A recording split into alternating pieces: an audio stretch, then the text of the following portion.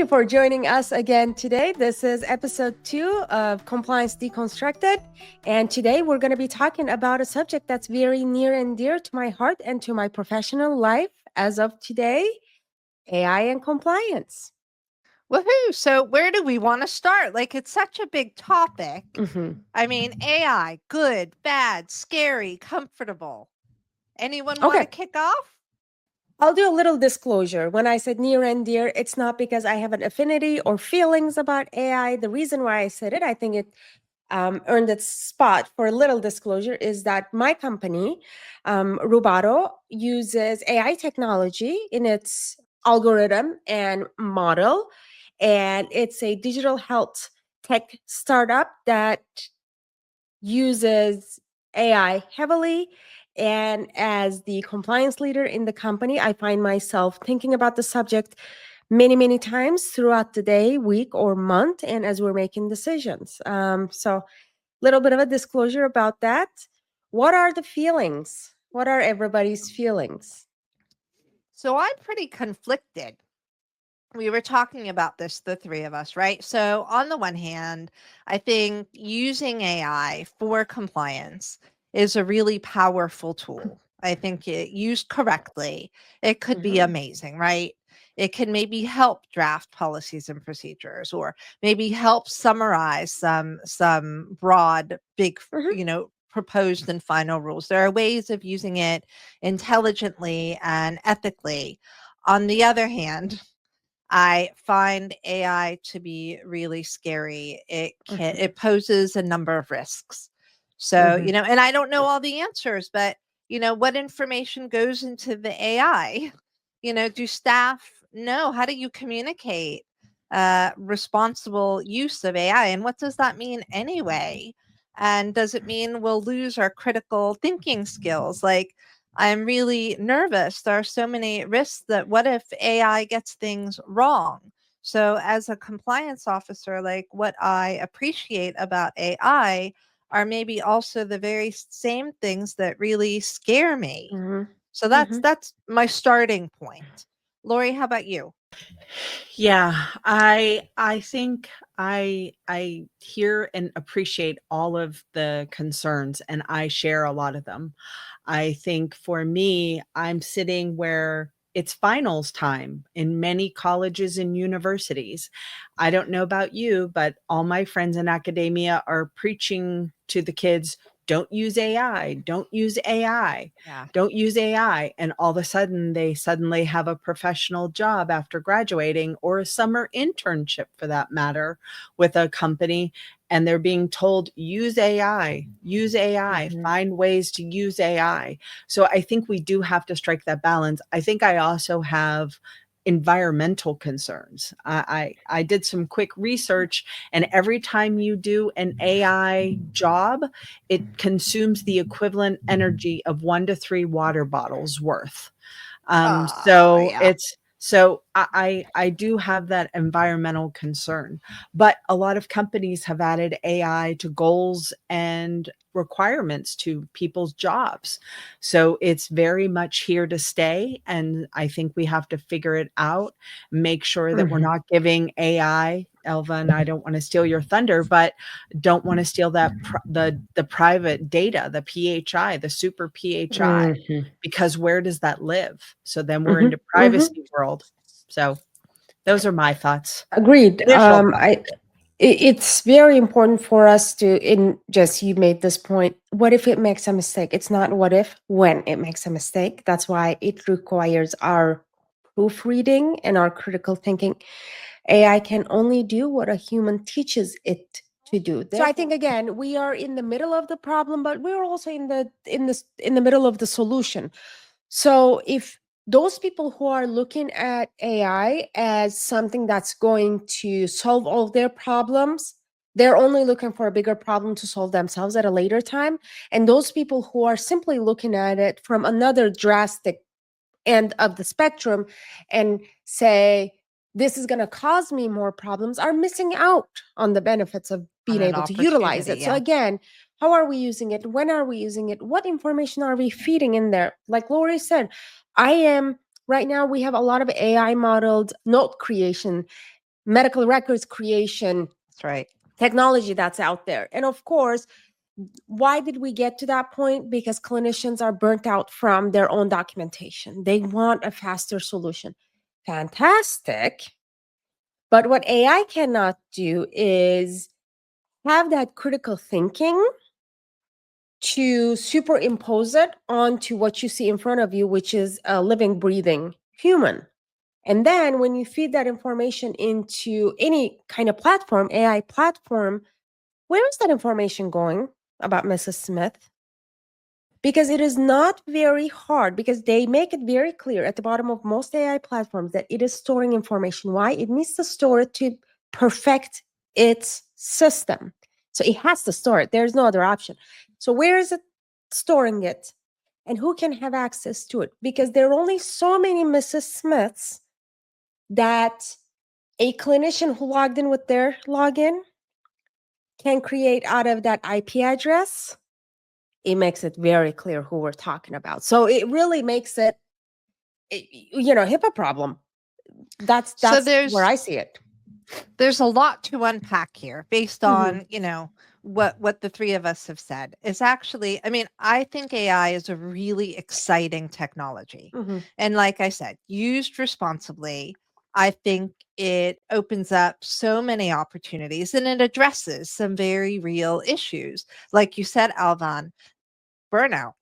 It can really help, and it can it doesn't lend expertise, but it can start as a foundation for a professional to then build on. So I think, and it could technically improve efficiency and even maybe the quality of patient care. So, but then we had a discussion when we talked about this earlier at our prep meeting about the ethics of AI and healthcare. And we talked about, so I gave an example of, I recently spoke with the client. They were super excited, and it is exciting. Like I thought it was exciting.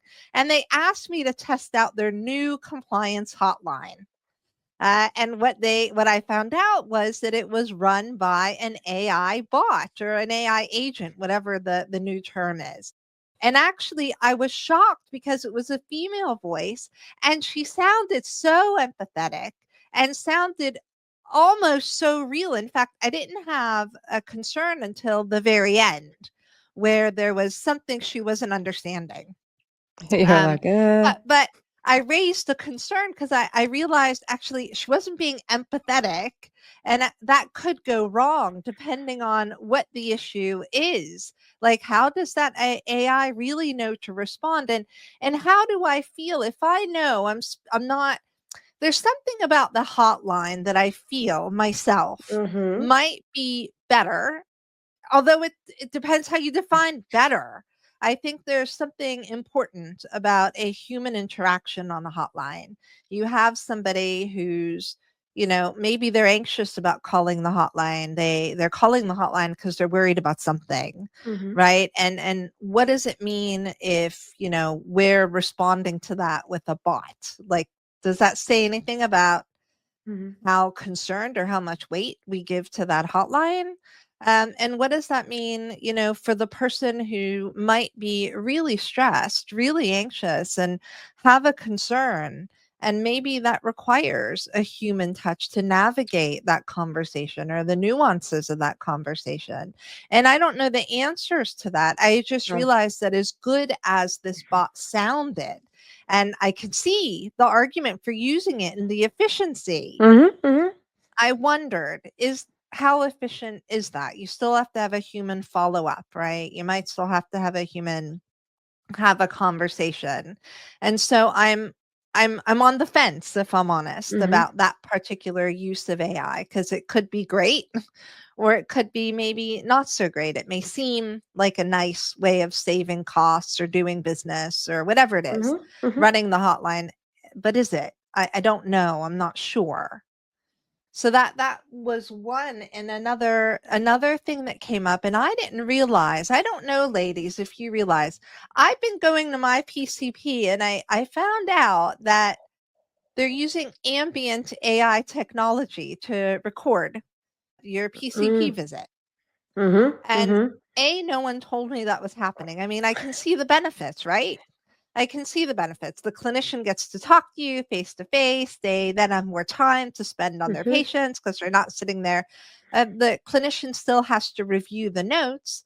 There are risks that the AI will get it wrong or may, record something it shouldn't have, or get a medicine or a condition or a treatment wrong. Like, how does it know all this stuff? The clinician really has to look, but I can see the pros and cons. But again, in both cases, the hotline and the ambient technology, we wondered when we spoke, we talked about, communication. Do you folks know that they're speaking or that there's an AI agent or bot in the room? Like, does anyone know that? And we had a really great conversation about the ethics of using AI in this way. So can I hand over that part of the conversation? Because you both had great things to say the other day about ethics and how that plays into the use of AI. So I'd like to explore that a bit more. Lorie, do you want to kick off with that? Sure. I think when we talked about this yesterday, I had real concerns about not disclosing, calling into a hotline or an AI agent or a bot or whatever we're calling it is phoning members or doctors' offices to get appointment standards or appointment availability and not disclosing. So here you've got a front desk person working, they're juggling, they've got real members standing in front of them, and there's this artificial bot that is calling them to ask information as part of a required federal statute. It's required at the federal level to do this, and having to train, be machine learning guinea pig, essentially. I just, if you're not disclosing that, I feel that it's somewhat disingenuous or somewhat not authentic. And I understand that we're trying to free people up and we're trying to automate, and that's supposed to be the new way. But I think there's something disingenuous when you don't disclose, hey, and we're going to use an AI. I think, Jess, if you had been in that same doctor's office and the doctor said, hey, just so you know, I am trying to get better at the job I do. And so we're going to use this tool. Are you okay with it? But if you're not signing any waiver, if you're not agreeing to that, and you went to an appeal or a grievance or a complaint, how would that hold up the fact that they're using machine learning without your consent and knowledge? And it gets back, Elvan, to that PHI, super PHI, depending on the conversation that is now being recorded, that will be in some cases used against a member, and the member had no idea. 100%. Absolutely. Absolutely. I would have loved to have known a bit more about how it worked. Like, at the time, AI was very new to me. I didn't know about an open system and a closed system. So I wasn't sure where my data was going and everyone else's. And I was like, oh my God. In the circumstances, it's a closed system. So the data doesn't go anywhere outside the particular organization. But I didn't know that at the time. This was all language I needed to pick up. But Lorie, what I'd like to explore before we go any further was the circumstances of this call and what was really going on. Do you feel comfortable going into a little bit more detail about what was happening and how that member services staff, what was the challenge? We talked about a specific issue that came up.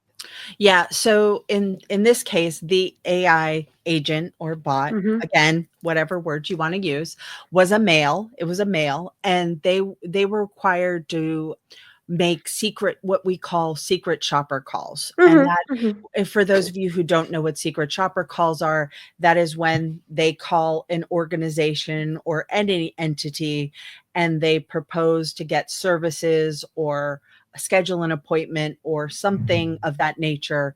And it's really to measure that interaction. How timely is it? Does it answer the questions? Is it all done in the first interaction, or does it need to be repeated? And in most cases, it's meant to be training material. It's meant to improve the member experience in healthcare setting. It's meant with positive intent. It's meant to make sure that our providers that are representing health plans are truly doing that they're seeing all members equally. They're not prioritizing someone over another. So it's got really good intent. And so when this agent called, again, it had a very natural sounding voice. It didn't sound very robotic at all. But this, again, this front desk person kept saying, I cannot get you in for 4 weeks. And the agent wasn't recognizing that. And so they kept saying it and restating it. And she was frazzled.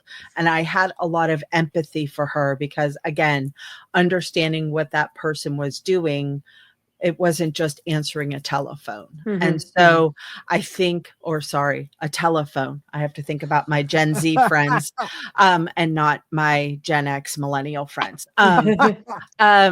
So they were answering the phone, they're navigating a day.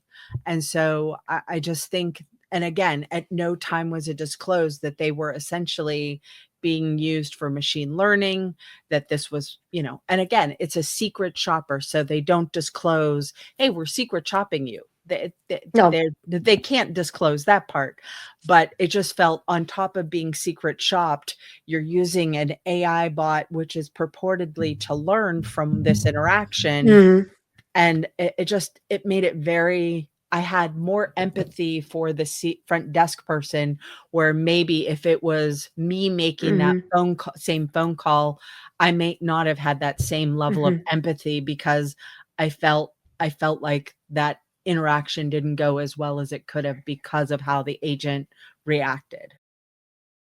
And for our listeners that might not be, familiar with regulation or how some of those regulations play out, I mean, different states and Medicaid, different regulators will do these secret shopper, but it can be a point of anxiety and stress. I mean, you might not know in the moment it's the regulator. On the other hand, they're going to give you feedback based on that interaction, and they might even ding you. They might even, give you a corrective action, whatever it is. So when that call doesn't quite go right, even if it's not your fault, it can come back to kind of bite you in the backside a little bit. So it's not just about the AI, but it's the consequences of that interaction, both on the individual member of staff in the moment, but also later on the organization, right? Who might otherwise have done very well on that secret shopper call, had it not been for the use of new technology. But to be fair, that could also play out and be fixed later on. Absolutely. But still, for those of us working in the field in the moment, this is what we've got, the moment, right? That it can cause some anxieties and some potential compliance issues, or things that seem like compliance issues, but really are technology having to play out. Yeah. And I think about the training and education when you're training your front desk staff, anybody that's answering a telephone, hey, be prepared. We're going to be secret shopped. They're going to be screening That's a us. good idea. And I don't know. I haven't worked on the provider side myself, so it's hard for me to envision how that works.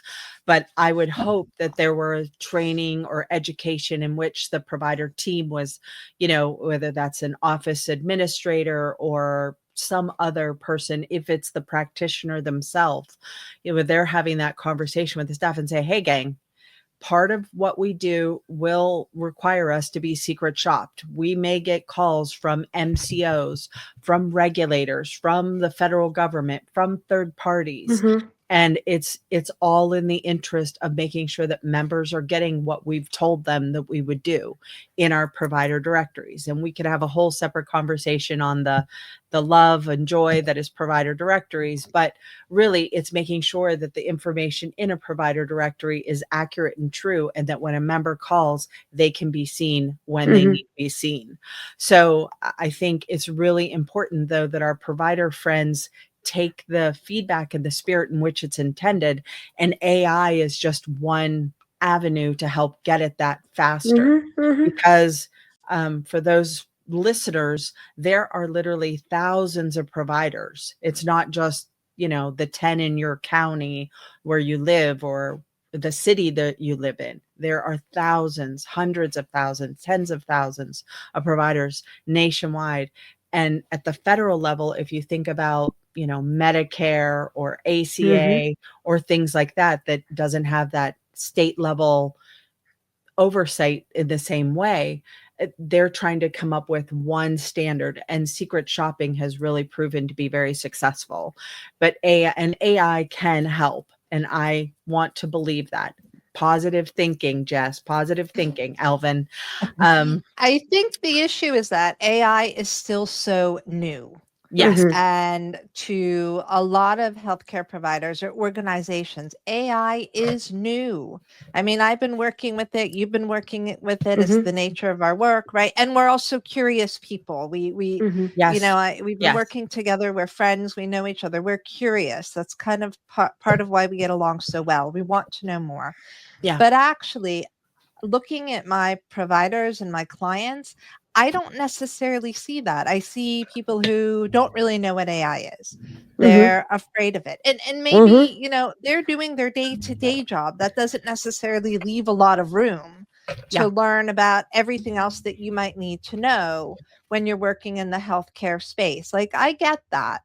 But what I don't necessarily, so I think your point about the training, and I'm guilty of it as well. I need to do a better job of incorporating some sort of discussion about AI beyond just the risks. I need to do a better job of explaining what AI is, where it can be used, where we're seeing it used, what some of the risks might be, but actually the advantages. But I think really getting to the core of what this is and how our regulators might be using it is really important, so that staff and providers aren't taken by surprise.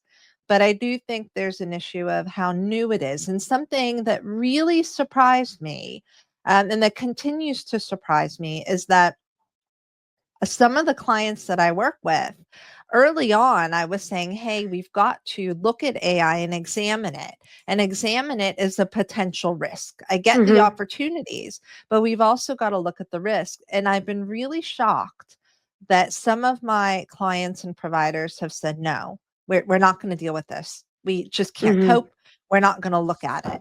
And I've been flabbergasted. I've even had that said to me by risk managers.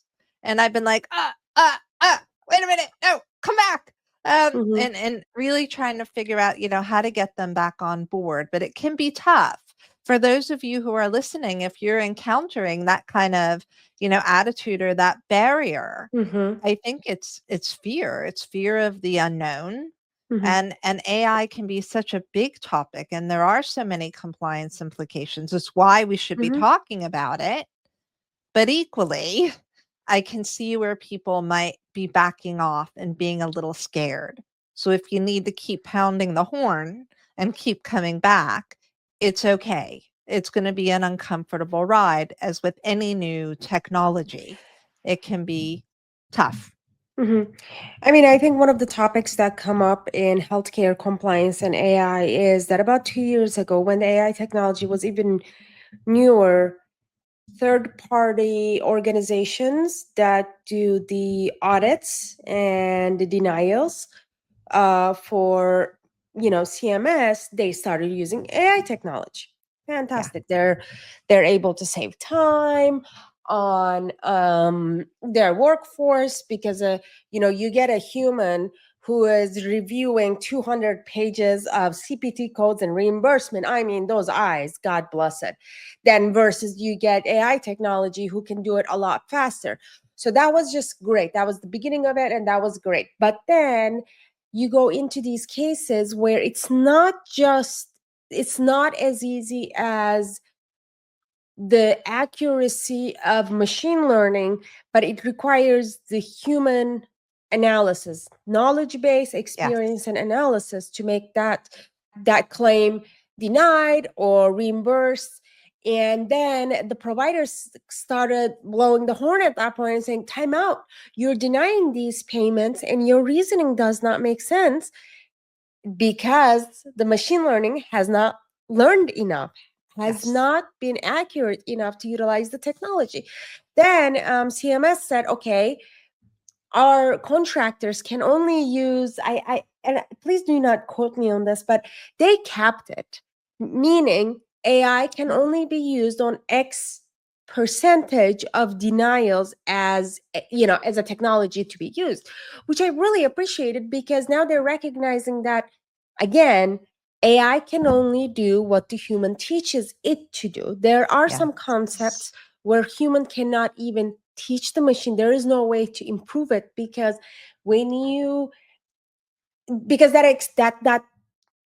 that decision comes only from years of experience of knowing the codes, knowing the diagnosis codes, knowing the CPT codes, and looking at the human picture that's on that black and white to be able to make that decision to get it reimbursed or denied.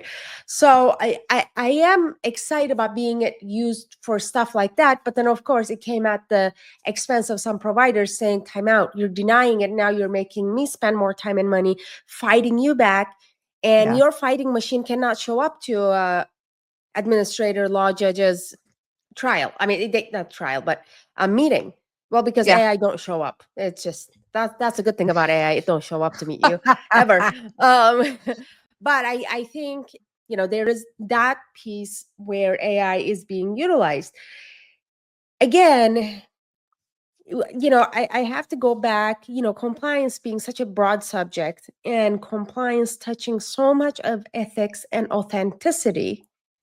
That's where it worries me when we think about these almost college graduates going into real life. They will be expected to be authentic and to be ethical. And there is no guarantee that the decision that the AI makes for you is either of those. It will look fancy on paper. It doesn't guarantee authenticity. It doesn't guarantee ethical decision-making or behavior.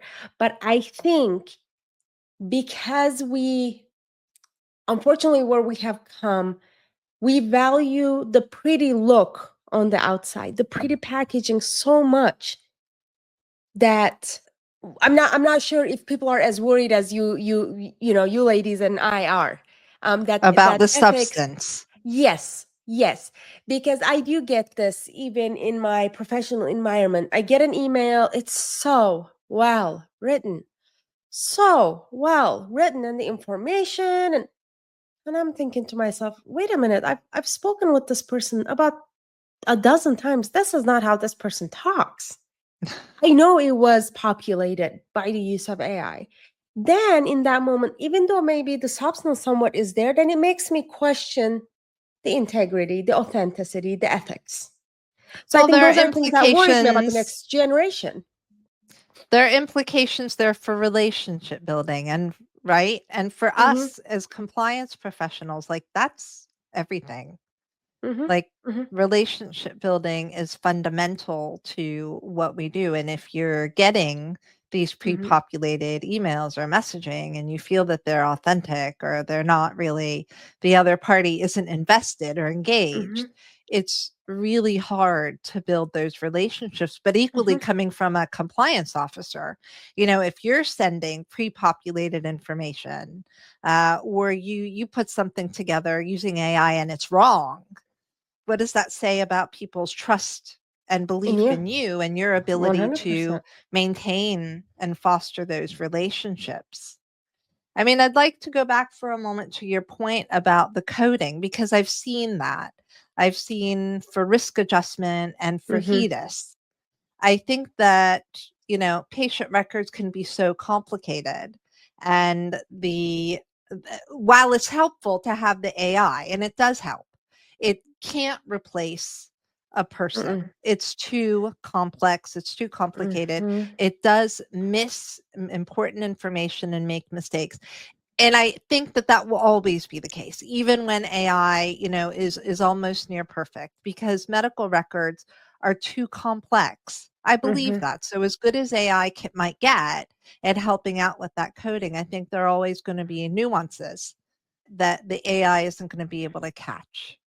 So, and again, by the time you feed all that information, into the system, so it populates something for you. Where's that information going? Yeah. It's not going to disappear into thin air. Yeah. I will say that I am, to your point, they are starting to use AI for fraud, waste, and abuse models. Ooh, do tell. So there is certain entities that are starting to use it based on historical data, using it to populate its potential audit schemes that they want to look at. And so they're using it to try and ferret out, COVID-19 overcharges. There was someone that was just charged by HHS OIG last week for, I want to say $3 to $5 million. I don't remember the exact number, but they had used an AI scheme to ferret this person out. And I know at the Medicaid level, when you're talking to Medicaid fraud units, or what they call mafukus, that, they're talking to the MCOs and they're talking about using AI to help come up with these schemes to use to ferret out potential fraud, waste, and abuse. So that is another thing to consider. But again, making sure, Jess, to your point, that they've got that closed network. And so, Elvan, where the data is going is only in-house and not going externally. So it is definitely something to think about. Safeguard the data. Like, I mean, as if there's not enough task at hand to safeguard the data. Yet again, we created a problem because we're in the middle of the problem. Yet again, we created a problem for ourselves. But there are always, I'll say, we're getting to time. So what I think we're saying a number of things. So, AI is here to stay. It has some great advantages, but equally there are some risks involved, as with any technology, especially new technology that is still being developed and that people don't yet really understand. They don't understand how it works. They don't really understand the capability. So there are some risks there, and that's okay. Everything has risks, but it's important to make sure that the organizations we're working for understand that there's this thing called AI. And as amazing as it is, it really does come with risks, but it also, other parties might be using AI. And I think it's a great idea to make sure that our organizations are prepared for that. They might not even be using AI, right? But other organizations might. And I think it's okay to kind of teach our staff. It's okay, but here's kind of what to expect, maybe how to handle it. And if things don't go quite right, well, that's part of the learning process. I think it's also, sorry, go ahead. I was just going to say, one of the things that you also need to make sure you're looking at is whether or not your state has passed AI guidelines. So, for example, New York, Pennsylvania, West Virginia, etc., they have all passed guidance at the state level that says this is how you can responsibly use AI. And most companies and organizations are starting to introduce AI boards or committees that look at usage of AI. But really, you need to, from a compliance standpoint, make sure you're familiarizing yourself with what the guidelines are in your state, because they're going to vary. They're not all the same. So that kind of brings me to my last point for us compliance professionals. Be involved.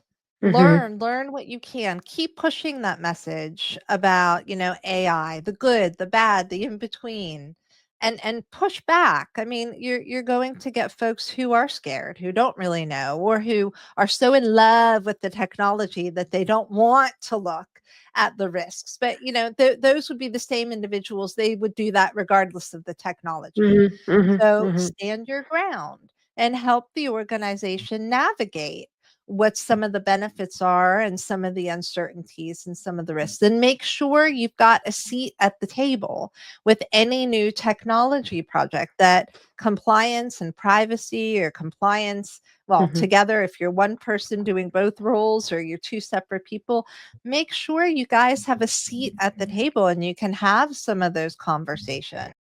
And remember, it's not necessarily about the no, you can't do that, because I don't think anything's going to hold back the tide of this technology. there are No. too many benefits. For as many risks as there are, there's way more benefits. But it's about how and being mindful of the risks. So if you take anything away from today's session, it's that it's really those points. AI is here. We're not getting rid of it. It can be a really great tool for building relationships, improving efficiency, monitoring compliance. There are so many different ways. But equally, some thought has to be given to the risks and to how that affects our relationships with each other and the conversations that we can have. And that's it. That's all I've got. Lorie, Elvan, Agreed. anything else to add? Agreed. No. Just be confident that you're still it's called a machine. It needs you to operate. Yeah, definitely That's needs right. that human interaction support. Agreed. And remember, folks, the intranet was once brand new. And That's yet true. think how much we use it now. So think, maybe 30 years from now, the next generation is going to be like, AI, I don't know what those folks were so worried about. We're on to something else. So, Yeah, Very true. this is how we make it work. This is how we learn how it works. And this is how we incorporate AI into the society that we live in and the systems that we live by. We'll get through it and it'll be good. It will be good. Absolutely. All right, folks. Thanks, ladies, for everything. Thank you. Great conversation. See, as always, for our listeners, questions, comments, feedback, please do get in touch. We love hearing from you. All right, ladies. Absolutely. See you next week. See you Thank later. you. Bye-bye.